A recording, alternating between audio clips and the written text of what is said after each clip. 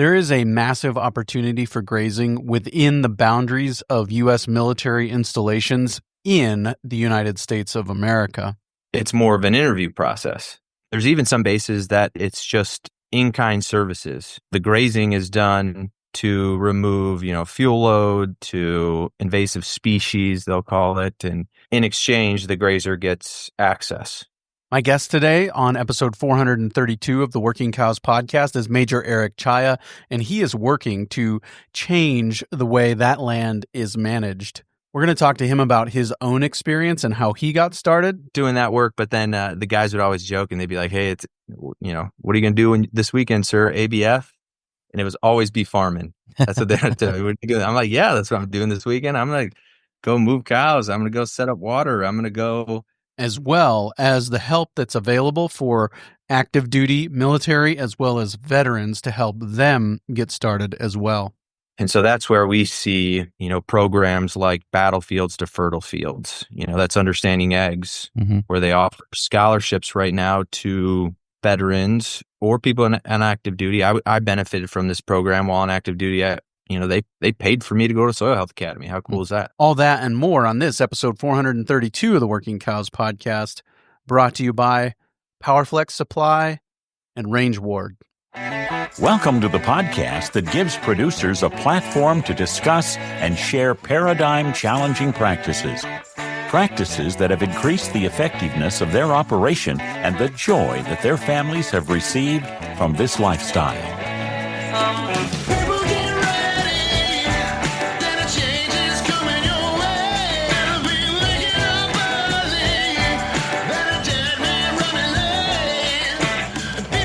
Howdy, everybody. This is Clay Connery, host of the Working Cows podcast, recorded exclusively in the Understanding Ag studios. Very excited to share a conversation with you today that I had with Major Eric Czaja. He is working at Camp San Luis Obispo, and he has been working on making the management of these military installations more regenerative. At least there, and then maybe being able to expand that out to other military installations within the United States borders, and then maybe even beyond, and helping those that are surrounding U.S. military installations in other countries also change their management so that they can have better access to more nutrient-dense food and all of that. So we're going to talk about all of that with Major Eric Czaja today on the Working Cows podcast, right after a word from our sponsor today, PowerFlex Supply. PowerFlex Supply is far from another big box store. They're staffed by expert ranchers who use everything they sell in their own pastures.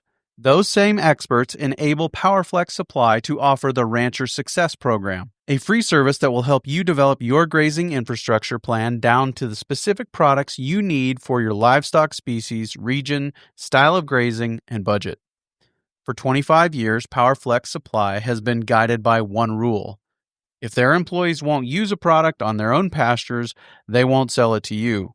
That means the permanent and portable electric fencing, livestock water systems, and rotational grazing supplies they do stock have been hand-selected to be the best you can get. PowerFlex Supply is a leading North American distributor of Gallagher, O'Brien's, Speedrite, Strainrite, and many more. And if they couldn't find an existing product, PowerFlex Supply makes it themselves, including their legendary Super 9 Polybraid and rugged spinning Jenny. Visit powerflexsupply.com to get started.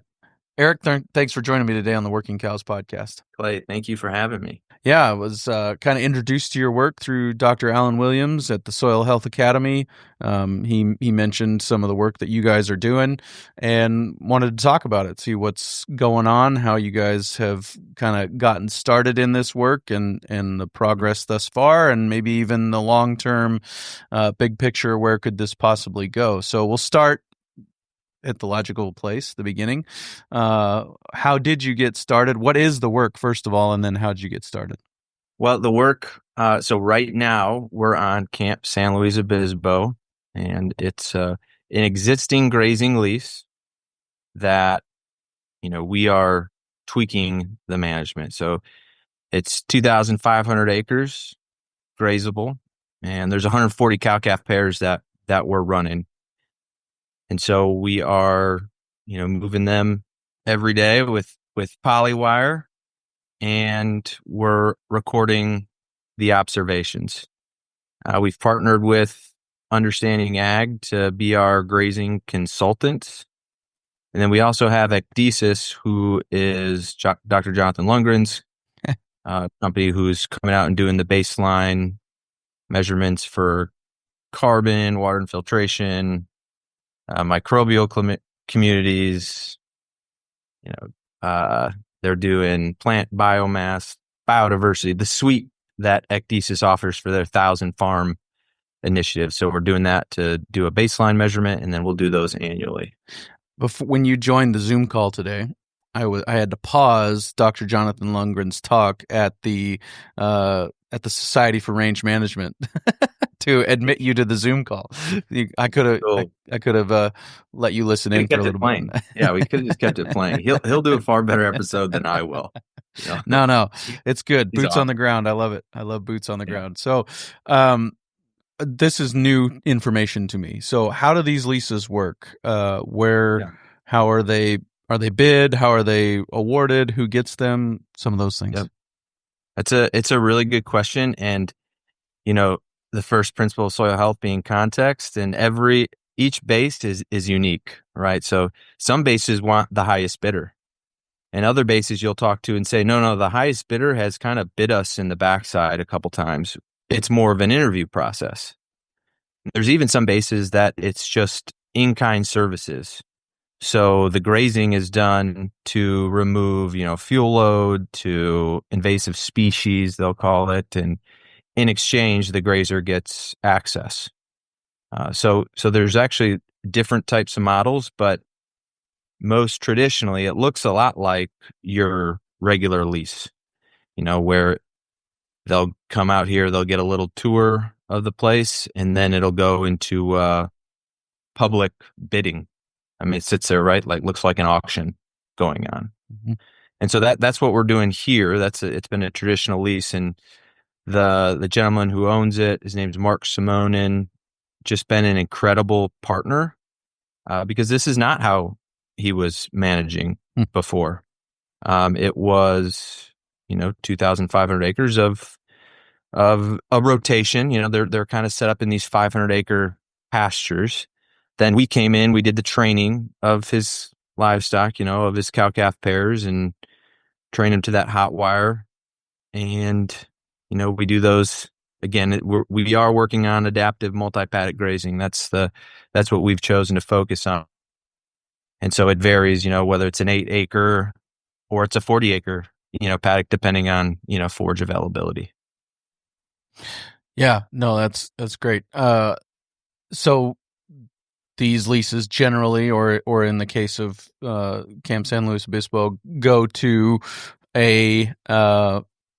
just a rancher in the neighborhood who wins the bid. Basically, is that kind of how it works? Yeah, I would say it's not always a rancher in the neighborhood. I think this one is unique that he happens to live close by, but sometimes they're a state away, and they're just, hey, I was the highest bidder, and I am paying for that resource. So what we're recommending, and this is what my partner Ian, my thesis partner Ian, and I wrote about, was that if we're Army, so we kind of typically default to Army, but we're applying this to DoD at large, is going to give a producer land access. Then there's going to be certain criteria that they need to consider. And it's going to look a lot like, your listeners are really familiar with the 634. Like, these are the considerations that you're going to make. And so the Assistant Secretary of the Army for Installations, Energy, and Environment heard our presentation and said, hey, I really like what your guys are proposing. We'll give you essentially the seed money to get your first year started. And then from there, look for other funding to continue the research, like keep it going. And so with our first year, she did ask, this is Honorable Rachel Jacobson. She said, find an installation who is willing to do this and a producer. The Army's not going to get in the livestock business, but we do want to see this in action. And so that kind of led us all over the place. I mean, we were looking at installations from the East Coast to the West Coast, and it's just interesting that I was presented with a really unique opportunity to continue this project after my thesis. And so I got a job at the Naval Postgraduate School where we wrote this master's thesis.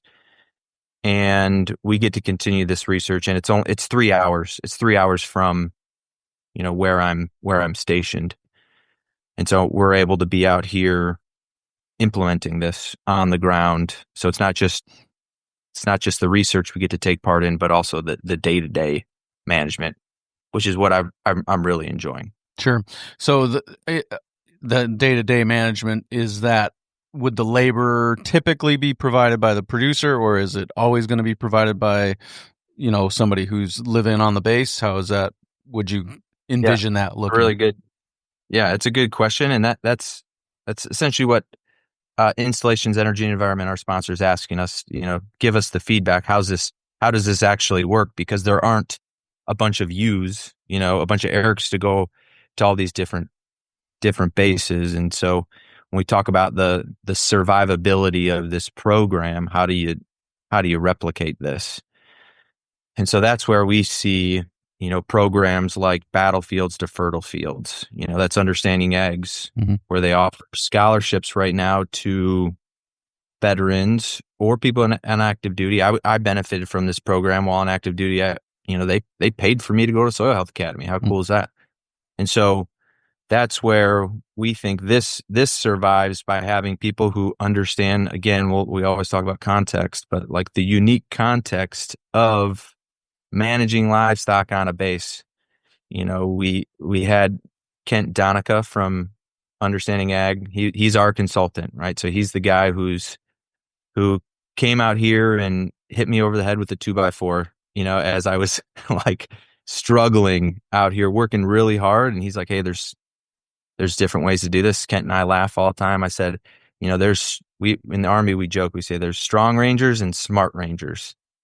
And I was being a strong one. There's nothing wrong with being a strong one, but there's smarter ways to do it. And that was really cool to have Kent out here and kind of hold my hand as there's smart ways to go about some of these things. And he's made our life a lot easier. So this pipeline, right now it's the scholarships. Where we'd like to take it is that it is a skill bridge, it's called. So your last 6 months in the service, up to 6 months. Some branches don't give you that long, but you would come out here and you essentially would shadow me. You'd be out here doing this day to day with me. You'd have a relationship with Understanding Ag.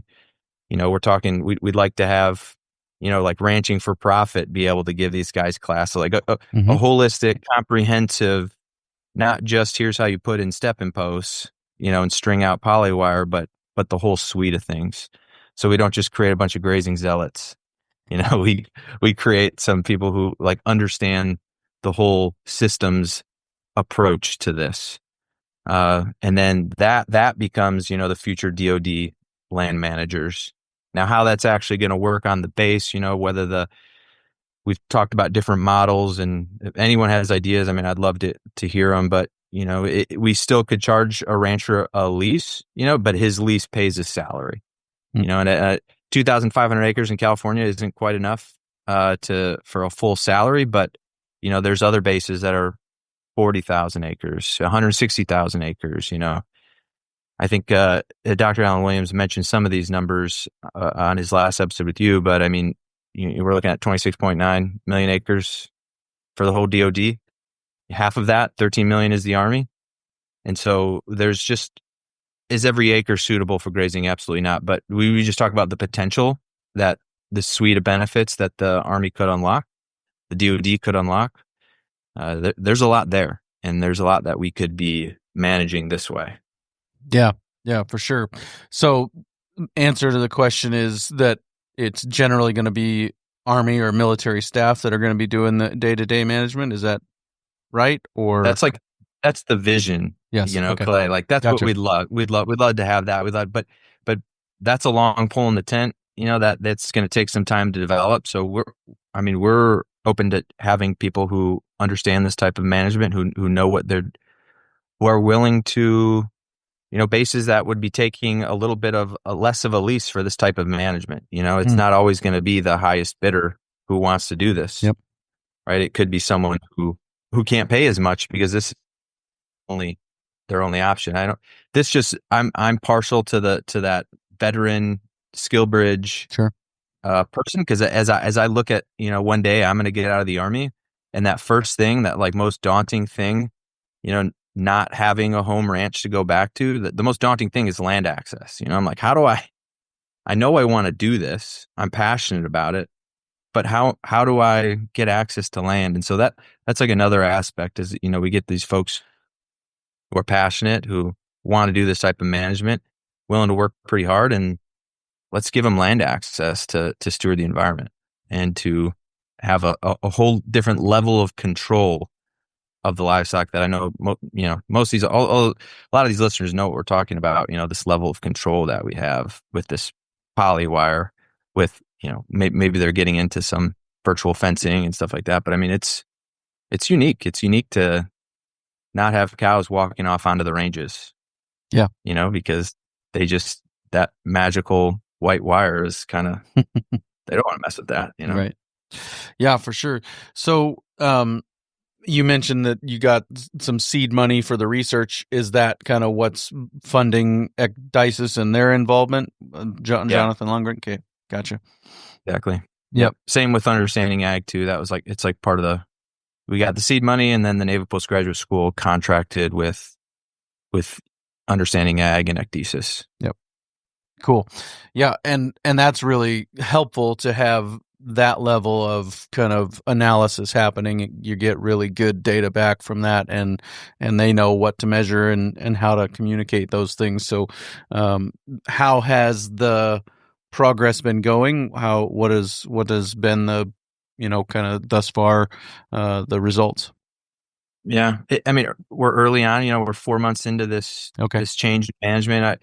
And Mark, the rancher, they've been leasing this for 20 years, and you look at the historical context here, this has been grazed fairly conventionally for a long time, that's just fairly normal here. And so we're 4 months into this tweak in management. And, to me, this is like the whole time I've been here, this is what we've been doing. Mm-hmm. So a lot of this seems kind of normal to me, like what I'm seeing out there.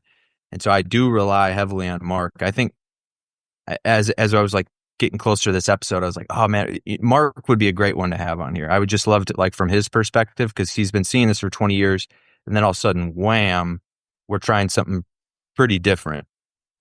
So I rely on him to tell me what he's seeing that's different. Everything from, the body condition is kind of like what I'm used to seeing now. That's just what I see. The temperament, the cow's just standing there looking at us.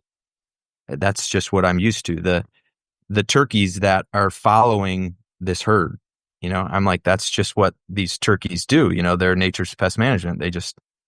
And Mark's saying, have you seen all these turkeys? This is crazy. These turkeys are just following. He's been here 20 years, and he's saying, these are the herd, the flock seems to be growing, that's following these. And he's like, the deer that I'm seeing out here are not the same amount of deer that I've come to know, over the last 2 decades. So like wildlife changes is really interesting for me, because I think that's a good indication that we're moving things in the right direction. Like we stopped, we were in the side by side yesterday, and we just all stopped and we looked, and there's bald eagle, just hovering right over the ground, because there's just a total different impact that 140 cows on 14 acres make than, 140 cows on 500. Right. So these ground squirrels are like, something's changing. Something's changing up here. Something's a little different. And I think the eagles are benefiting out here for that. Sure. Go ahead. Oh yeah, my uneducated guess or opinion or kind of preconceived notion is that military installation, you got 6 foot, 8 foot chain link fence, concertina wire around the whole outside of the whole thing. Is that accurate, inaccurate? What does it actually look like? Every base is somewhat unique. Mm-hmm. Yes, some have invested very heavily. Some are a little bit more reliant on who's managing the place. So there's typically a very strong perimeter, right? So that is a kind of another reason why this is a great place for this, because even if those cows do breach, our obstacle being the polywire, they're not going, to the neighbors, the next neighbors, because there's a pretty secure perimeter fence. That's what we try and do around here. Mm-hmm. So yeah, it's typically a pretty strong chain link concertina wire. Yeah. Sure. And then, but within that, there's 2,500 grazable acres at Camp San Luis Obispo, and other. Your mileage may vary depending on the installation we're talking about. Accurate? Oh, yeah. I mean, right next door, 45 minutes away, it's over 40,000 acres with nothing but a perimeter. With nothing but a perimeter fence around it, so no internal. This one is somewhat unique that there are these 500-acre barbed wire around these training areas. So the training areas happen to be 500 acres. So when we're grazing an area, it's not a 500-acre pasture, it's a 500-acre land navigation course, or a small unit training. Or, we just, when no one's throwing grenades, we had the bulls over in the grenade course, that's just our context here. And so that's just another reason we kind of go, as I'm going back in our conversation about who's going to manage these things, that's just normal for us. I have to pick these posts up and this polywire because a armored fighting vehicle is going to drive through here, in 2 days, according to my, range control has my grazing plan, and I have access to range controls, like when these things are being used. Yep. So we it's not your typical ranching concern about a tank rolling through and what that would do to the forage availability. But for us, that's what's happening on Tuesday. Yeah. It's like, so we better be out of here by then. We better leave no trace. Yeah. Because they're not going to care. They're not going to want to pick up our posts for us. Right. Very good. Yeah, that's interesting context for sure. Interesting perspective. Let's take a quick break and hear a word from our sponsor today, RangeWard. RangeWard builds all-in-one solar-powered electric fencing machines for the serious grazer. Their units feature powered reels, built-in solar chargers, and step-in post storage, saving you labor costs, increasing your profitability, and enabling you to spend your time on other projects. RangeWard's time-saving machines can be found on hundreds of thousands of acres across Canadian and U.S. pastures, ranging from small hobby or homestead farms to massively privately owned and corporately run pastures and grazing co-ops. Every unit is designed from the ground up to include feedback from working producers and is built in RangeWard's advanced manufacturing facilities in the U.S. and Canada. RangeWard offers a full lineup of fencing solutions, from the Power Grazer, capable of handling 30 miles of fencing, to the all-new Power Reel, delivering RangeWard quality and efficiency in a lower-cost package that will mount to an ATV or side-by-side. To learn more, visit rangeward.com. What got you started? What got you interested? How did this all even come to be? Right. I mean, it goes kind of further back to, I think, 2016. We took a little leap of faith and bought some land in North Carolina where we were stationed. Didn't have orders to stay put there. I was just in this training pipeline. I just felt led that was the right thing to do. And so we did. And we started with this real scrubby pine, not even really pulpwood. This is North Carolina, so it's the land of the longleaf pine. Mm-hmm. And so it just wasn't really suitable for much, and I wanted to create these shooting lanes. And a friend of mine had Ossabao hogs, and we were talking about what's a low cost solution for clearing some of this brush. And he said, let's I'll put some of my pigs out there. We've got some poultry netting we'll put out and cut some lanes with a chainsaw so we can put up this, the poultry netting, aka a new term I've learned is devil's lace. That stuff's just terrible. But that's what we contain the pigs, and we, sprinkled a little bit of corn down by the base of the trees we wanted removed, and just over time, with some help for the chainsaw, that's kind of how we cleared these things. And then I started, honestly, I mean, I think I told you a few years back, but I was, I'm like listening to an episode with Dallas Mountain. I mean, like early on, I was like, there's got to be ways to manage these animals that's different. And so I on day one of this Special Operation Forces Captain's Career Course, they say, we get in there, we get in this room, it's other captains, so we're all kind of mid-career, and they say, all right, welcome to the Special Operation Forces Captain's Career Course. You're here for the next year to kind of deep dive this, how to be a captain in Special Operation Forces. And we're, number one lesson right now, like prepare to copy, so we like get our notebooks out, and they say, lesson one, always question the mission. And like, we all kind of stop because we're all from normal branches, whether you're an infantry officer, you're a medical services, a transportation, whatever, and that's just not, we're like, hold on, is this a joke? Are they messing with us?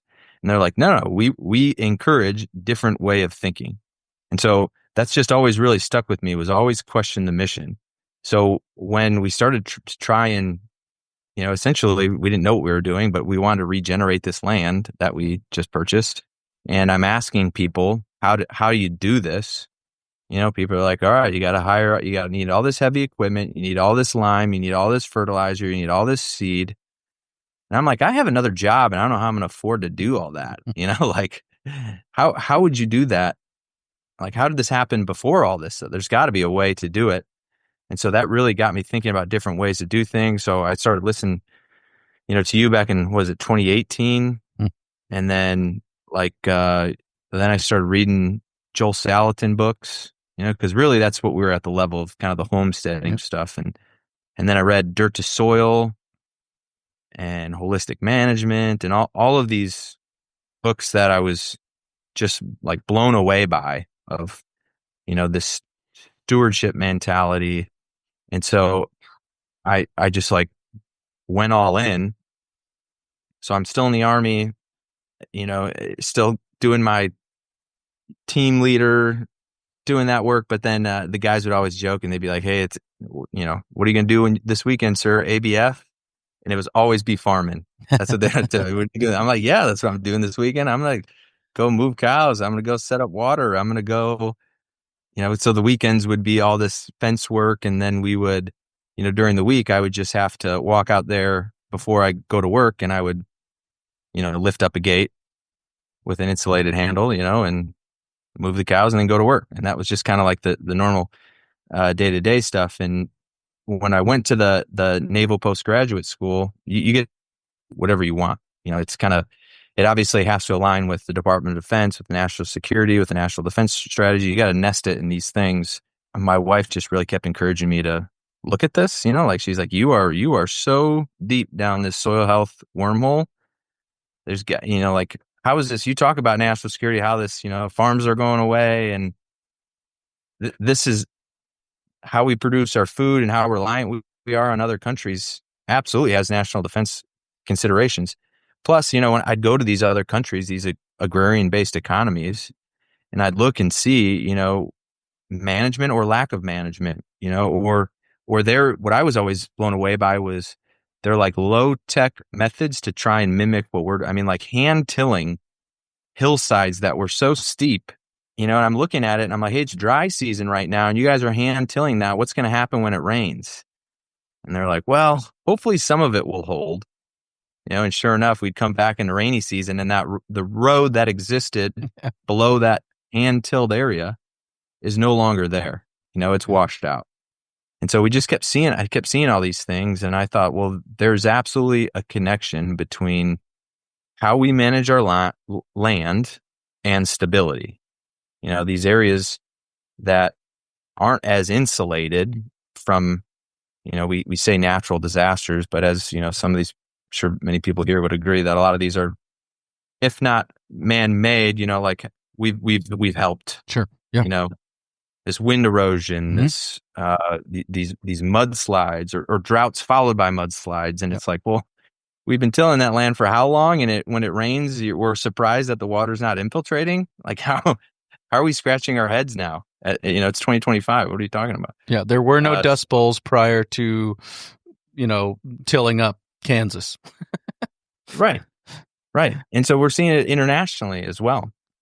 And so we saw some areas where kids with sticks are moving their cows, to new forage, and we thought, whoa, this is pretty good stuff. There's things we could learn while we're over there.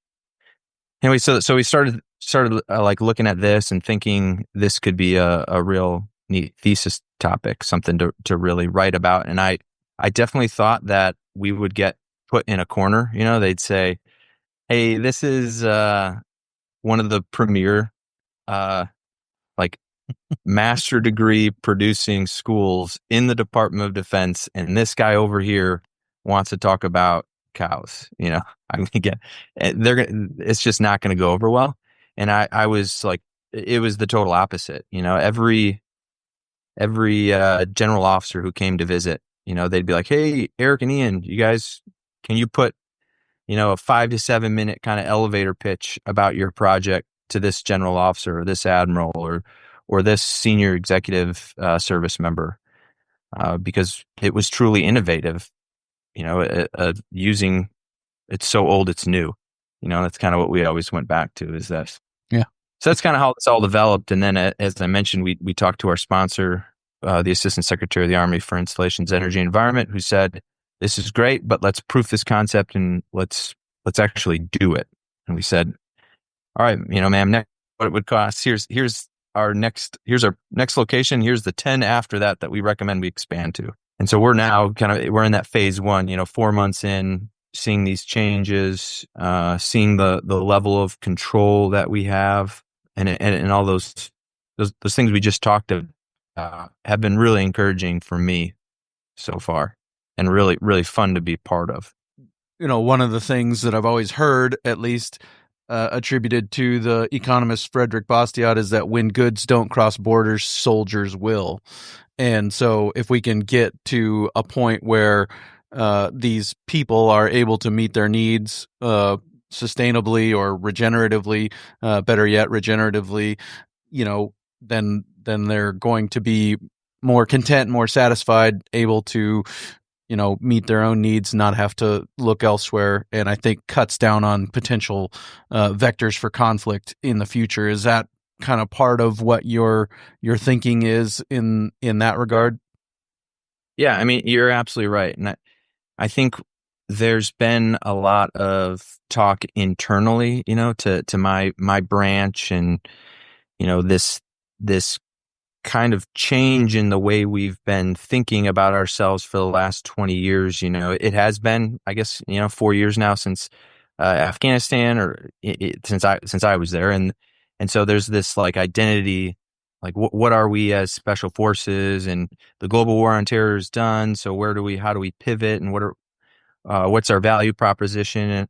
And one thing that, we have always talked about is, we have a continuing or episodic presence in a lot of these countries that aren't synonymous with conflict, right? And so that's the way we want to keep it. We as special forces, if we have this presence, if we have a relationship with a partner force and conflict happens, and that wasn't our goal, I mean, then we failed. We don't want there to be. So, yes, can we go there and partner, and do we talk ambushes and raids and troop leading procedures and the military decision-making process? Yes, but this is yet another way that we can talk a whole lot more about than just those aforementioned important topics and subjects and things we need to know how to do. But I always felt like I had this unfair advantage with the partner force because I could talk to them about what mattered to them, which is generally, I mean, I haven't met any that didn't care about agriculture. They're not as removed as we are typically. Your listeners are intimately familiar, but that's, you go general population, and that's not really the case. Whereas, when I'm working in Africa with my, he's a battalion commander, but he's also got a little homestead. That's just normal. And so when we can talk about chickens and goats and animal husbandry and grazing, we just develop rapport really quickly, and it's something they're intimately familiar with, and it matters. They're how you manage matters to them, because it's going to affect how they eat. Yep. Yeah, for sure. Well, I mean, most of these, or not most, maybe many of these countries are basically pre-industrial revolution countries. And we, prior to the industrial revolution, over 90% of the population was involved in agriculture. And so that still is the reality in a lot of these places. And many of them would probably be rightly classified as a subsistence farmer type. Yep. And so, I mean, there's a lot of, but unfortunately, the American agriculture system also has had influence there. So we get things like hand tilling on steep slopes, and it's like, well, let's stop imitating the bad stuff. Let's start using the good stuff, the stuff that's so old it's new, and go from there. So, kind of along those lines, give me, and we've talked a little bit about it domestically, and we can talk more about that as well, but give me a sense of kind of where you see this going as far as what's at stake from a land use perspective. How much land are we talking about, or kind of what kind of impacts could this project have long term? Well, I'll start with like domestic, really. And I mean, that was our focus of the thesis. We got asked initially, how do we do this internationally? And let's move out. And, there's a saying, like, we don't want to rush to failure. So like, let's make sure we have the ability. And there's organizations out there that can do it really well. We just felt like we need to proof the concept here in the United States on our bases before we talk about exporting internationally. So land, I mean, 26.9 million acres of DoD land, 13 million, again, that's just Army. And so we've kind of defaulted. We've looked a lot at Army land. Not every acre suitable for grazing, but a lot of it is. And there's a lot of bases who, I don't want to, it's expensive to maintain land, whether it's contract mowing, burning is, they don't just light a match and walk away. There's a lot of manpower. There's a lot of time, there's weather variability in there, whether they can do it or not. And so, we really think that this is, if you simply just want to look at it as a way to save money, this is a great way. I mean, this is actually could generate funds, but a lot of it is cost avoidance that we're talking about. But this could be an extremely profitable enterprise for installations here, so I know a lot of bases do get local ranchers who, knock on the door, so to speak, and say, hey, I can graze that. And there's a lot of obstacles to that if they don't already have a grazing program. We've come to find out that there's Endangered Species Act consultation. There is environmental assessments. There's biological assessments. There's cultural resources. There's State Historical Preservation Office, NEPA. There's a lot of well-intentioned obstacles, so to speak. There's a better word for that, but there's a lot in there for good reason. But when we talk to people about what we're, this is regenerative grazing, this is adaptive multi-paddock grazing, we're out there every single day, practically every single day, and we're observing, right? If we make a mistake, it's only 24 hours of mistake. It's not 3 months. Like, I will be responsive because I'm out here. If we have an issue with range control, they have my phone number. They can get a hold of me, and I'll buzz over here because this is my focus. This is the land access I was given. And so this is part of the lease structure, is that I am going to be extremely responsive. So that's what I'm going to do. I'm here. I'm I'm right there for you. We joke like this is the belly button. The commander can say he's right there. You can point right at him. So, I mean, it's a lot of land, right? And just economically to us, it really is a win. It makes sense. And really, it just could repair these. We talk about kind of the civil military relations around these installations. To me, this is a great way to, insulate, not isolate these bases. We talk about having, community relations with those outside. And to me, this is a great way because I want these to be like local producers' cattle on here. We're not talking about shipping in cattle from some far off location.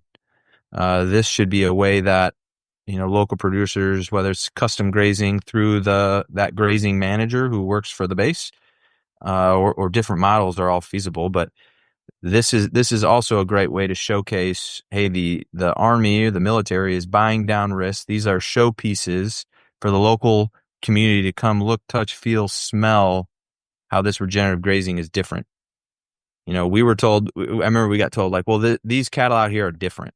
These are rangy. They got to go long distances. There's no way they're going to respect that wire. They're just, and we're like, well, come out here and watch them. Come out here and watch them move. I'll open this gate and you'll see a fairly large bull who is terrified of that little wire. Who's gonna take his time. He's gonna walk around it. He's gonna go to the gate and he's gonna walk right on by me because he knows that there's greener grass in this next paddock. And I was out there for 15 minutes just sitting on the back of the four-wheeler watching him walk by. Yep. So yeah, I don't know if I, in the spirit of ATQ answered the question. I don't know if I did, but I mean, again, we're looking here mainly. That's our focus is how do we do this best here? How do we make this profitable? Because I want Mark's weaning weights to be better this year than they were the last 20 years. I want him to less death loss. This is cow calf again, so like there's some cool metrics that I want him to see. I want his bottom line to improve. Yep. Absolutely. And he's watching all this. His son's out here watching all this, helping and being part of it. And so again, I think he'd be a really, really neat guest to kind of get his perspective to watch all this happen. Sure. Where do you see this going? I'm assuming there's going to be this kind of probationary period from the perspective of the DoD and getting the feedback and the data back and saying, okay, this is something that we can at least make available to be implemented on a broader scale. Do you have a sense of that timeline, what that might look like? Yeah. So we've been asked this question, and it's, what does expansion look like? What's timeline wise? So we kind of have two lines of effort. One being we're here in California. We just happen to have 3 bases that are within 90 minutes. We're at the very smallest one, and we just kind of bump up from there. 45 minutes away, there's 40,000 acres. 45 minutes north of that, we have 160,000 acres. So like we have this expansion plan here in California. We're getting really close to the 40,000 acres and testing it there. Again, it's 45 minutes away and it's in completely different environment, different average rainfall, very different rainfalls, very different weather patterns. We're right up against when I'm up there moving cows off and I can see the ocean. We're really close. We're Central Coast. And then we move 45 minutes away and it's 30 degrees warmer, very little moisture. So this is the kind of the expansion plan where we're hoping by September that we're over at Camp Roberts, that 40,000 acres I'm talking about, to expand here in California. But then simultaneously, we're talking about other installations, again, trying to find the right fit, because you're right, we are in a little bit of a probation period, this proofing this concept. How do we do this well? What's it look like? And then who does it? Who does it out there? Who's actually the jockey? Who's the person doing it? So these are things we're trying to figure out and put a pin in.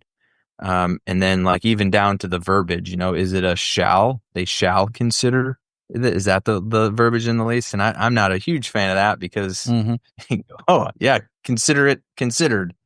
I'm not trying anything new. That I don't want to mess with polywire. I don't want to be walking around out there. I don't have time for that. And so there's like an education piece, obviously, that we'd love to have there and be part of that.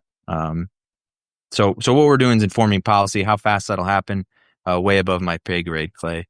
But I don't know. We're kind of in an awesome spot right now to inform that policy. Now, when it happens, I'm not exactly sure. Sure. And what have been some of the biggest challenges that you guys have faced?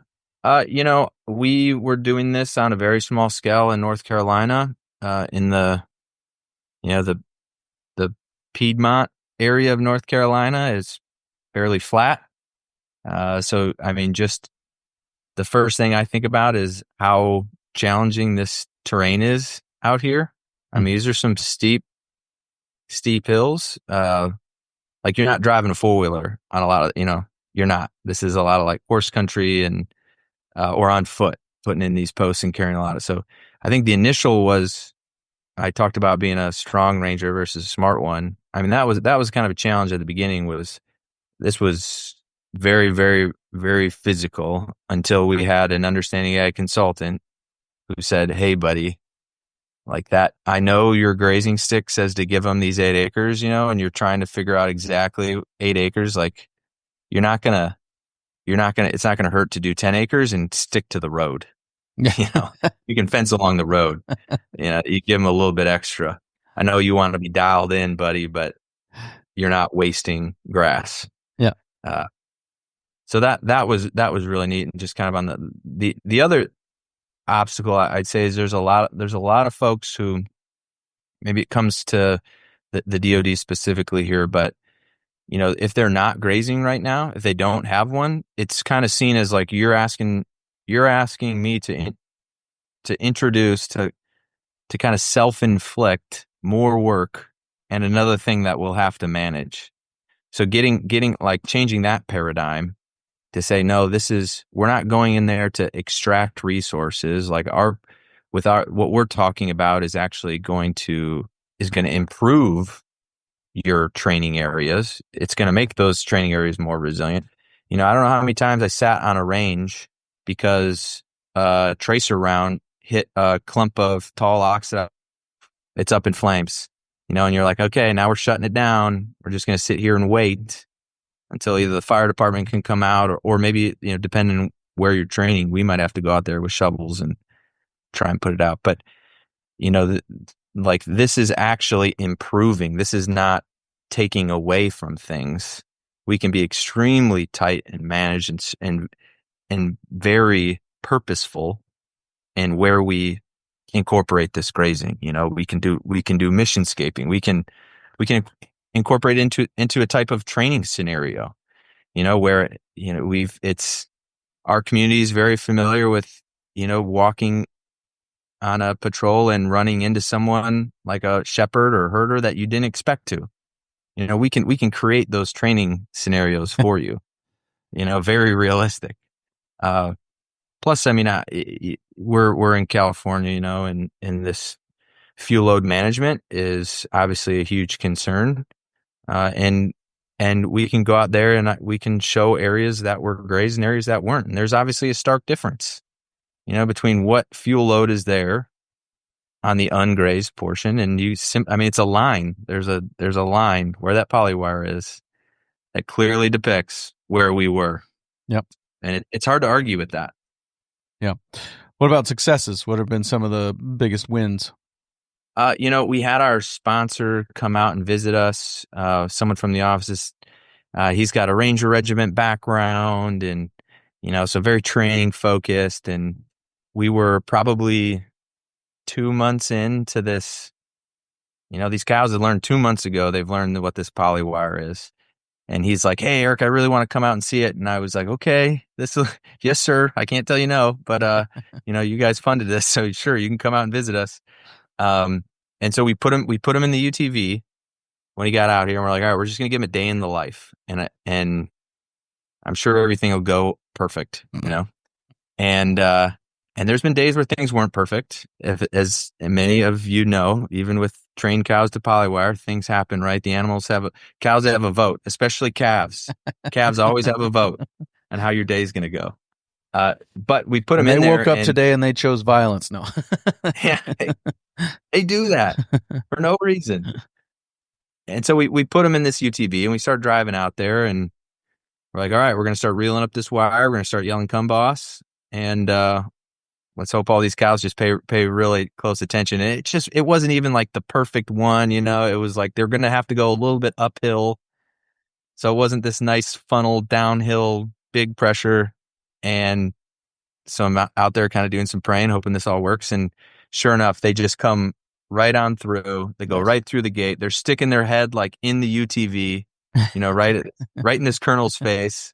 And I mean, he works in the Pentagon now. So like he was loving it. This was awesome. It's beautiful out there. We can see the ocean. He's got a cow, trying to lick his face, and the cows are just like flowing by like a herd of bison, and this level of control that he saw there was really appealing to him. He's like, "Hey, Eric, I heard your presentation. You sent me." I send him all these YouTube videos. I told him, "Hey, you got to watch Roots So Deep. You gotta watch Carbon Cowboys. You gotta watch all these legends in the grazing world here." And he's like, "But to see it, to come out here, it was obviously really impactful for him, because he was stationed somewhere as a young lieutenant where cows did walk out there and shut down training, and he had to sit on his hands and wait. And that happens at installations, whereas that's what we're saying. That's the antithesis of what we're talking about. We're talking about very strict management. We are doing it in synchrony with the range control operations, with the folks who are running the ranges, with the folks who are managing the training areas, who's going to be there and when. They have a copy of our grazing plan. They know that one's labeled, 11 February. So that's where they're going to be. So that sometimes determine whether I can make a whole bunch of fence ahead of time, or if I, have to sometimes break things down a little bit quicker and get out of there. Because training is first and foremost. Right. We're not going to say, "You told me they weren't training, so I built this fence and now they can't train." No, that it's training first and foremost. So, hey, yeah, these cows have 4 legs. We'll walk. We'll move them out of here. No problem. So that was one success. He came out here. He saw that level of control. The other would be, we were having it's called the Best Warrior competition. It's, this California National Guard who trains here very regularly was having this competition, and we had the cows in the land nav course. They were in this 10 acres of the land nav. We're like, hey, there is actual land navigation point that they need to find that is in there. And I was talking to, one of my friends who works here on the base, and his name's Alex. I'm like, "Hey, I'll get those cows out of there, man. We'll move. We'll go to a different area."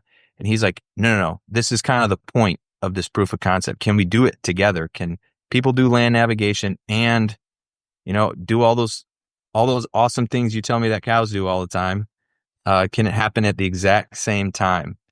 And I was like, yeah, sure. We'll give them they get a safety brief anyway before they go out there, and we'll teach them, here's how you conquer polywire. You're going to see this string, and you're just going to take your boot and you're going to step on it, pin it to the ground, and then you're going to walk over it. Like, congratulations, you've successfully breached the wire. Go find your point and come back out. And so they did that day and night. No one got shocked, to my knowledge. They didn't admit to it. None of the cows got out. And it was just kind of a cool story for us to go like, look, we can do this at the exact same time. We can remove fuel load. We can create these resilient training areas. We're the rancher is winning with this management. The DOD is winning. It just seemed like, why wouldn't we do this going forward? And not to pit it like against burns, because control burns is a great tool. It's just not our only tool. Mm-hmm. We can't do, hey, we're going to burn off this area while these guys are doing land navigation. That's not it's not going to work very well, right? So this was a cool story for us to see us doing two things at once.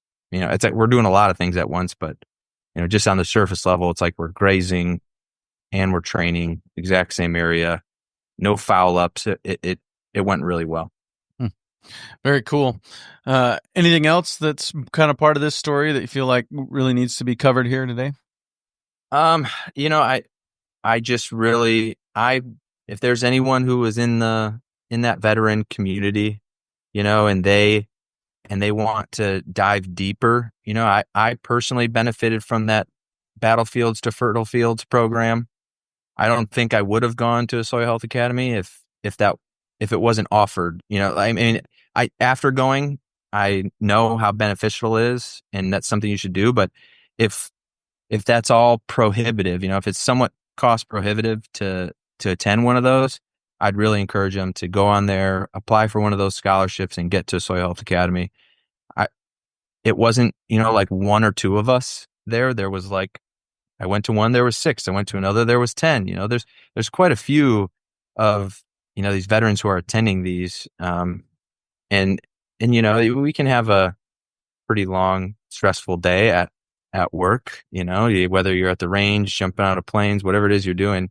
There's just something really healing about being out there, in God's creation, and like working with nature, working with these livestock, being out there to be able to see these things.